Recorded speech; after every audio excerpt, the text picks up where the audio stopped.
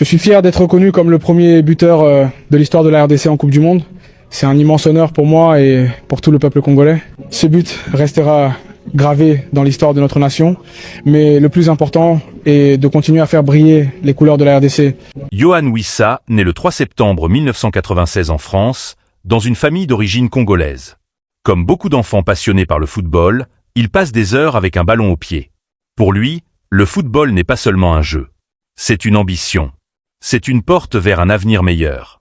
Mais contrairement à certains grands talents qui sont repérés très jeunes, le chemin de Wissa est plus compliqué.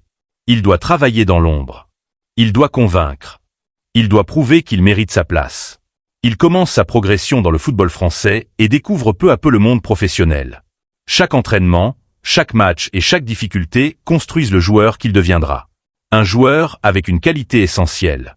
La mentalité. En 2021, Yohan Wissa prend une décision importante. Il quitte la France et rejoint Brentford en Angleterre. La Premier League. Le championnat le plus regardé au monde. Mais arriver en Angleterre signifie affronter un nouveau niveau d'exigence. Des défenseurs plus puissants. Un rythme plus intense. Une pression permanente. Et alors qu'il commence une nouvelle aventure. Un événement difficile vient bouleverser sa vie. Victime d'une grave agression, Wissa traverse une période douloureuse. À ce moment-là, beaucoup de questions apparaissent. Va-t-il réussir à revenir? Va-t-il retrouver son niveau? Mais Yohan Wissa montre une chose. Son corps peut être touché, mais son mental reste plus fort. Il revient sur les terrains avec encore plus de détermination. Avec Brentford, Wissa commence à écrire une nouvelle page de son histoire. Il devient un joueur important. Ses buts, son énergie et son comportement sur le terrain impressionnent. Il n'est pas seulement un buteur. Il est un combattant. Chaque course, chaque duel et chaque célébration montre un joueur qui n'a jamais oublié d'où il vient. Les supporters commencent à l'adopter. Son nom résonne dans les tribunes. Yohan Wissa est devenu un symbole de persévérance. Au fil des années, Yohan Wissa développe son style. Sa vitesse devient son arme principale. Ses appels derrière les défenseurs, sa capacité à créer des occasions et son efficacité devant le but attirent l'attention. Mais le véritable tournant arrive lorsqu'il rejoint Lorient. Dans ce club, il gagne en confiance. Il montre qu'il peut être décisif. Il participe aux ambitions de son équipe et commence à attirer les regards.